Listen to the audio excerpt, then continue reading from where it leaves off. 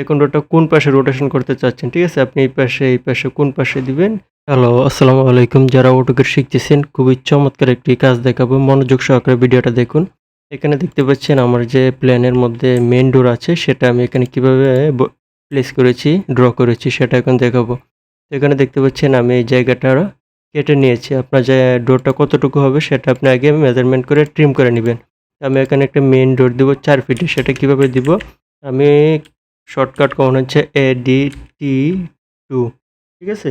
2 button press করার পর enter দিব। এন্টার দেওয়ার পর যে আপনি ডোরের ফার্স্ট পয়েন্ট ক্লিক করুন। এই যে দেখেন আমি ফার্স্ট পয়েন্ট ক্লিক করেছি। দেন হচ্ছে এই যে সেকেন্ড পয়েন্ট।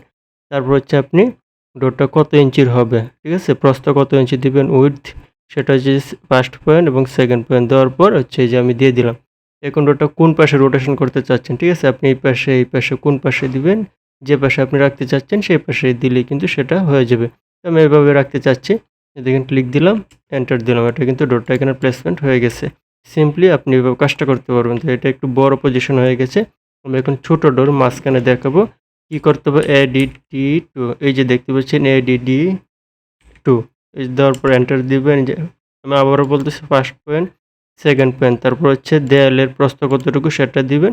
তারপর হচ্ছে এন্টার দিবেন। এই যে কিন্তু আমার ডোরটা এখানে প্লেসমেন্ট হয়ে গেছে। আপনি চাইলে আপনার প্ল্যানের মধ্যে মেইন ডোর এইভাবে ইজিলি বসাতে পারেন। কিন্তু এটা বসাতে হলে আপনাকে একটা প্লাগইন প্লাগ করে নিতে হবে। সেটা হচ্ছে OYQArc, সেটার ভিডিও আমরা চ্যানেলে দেওয়া আছে।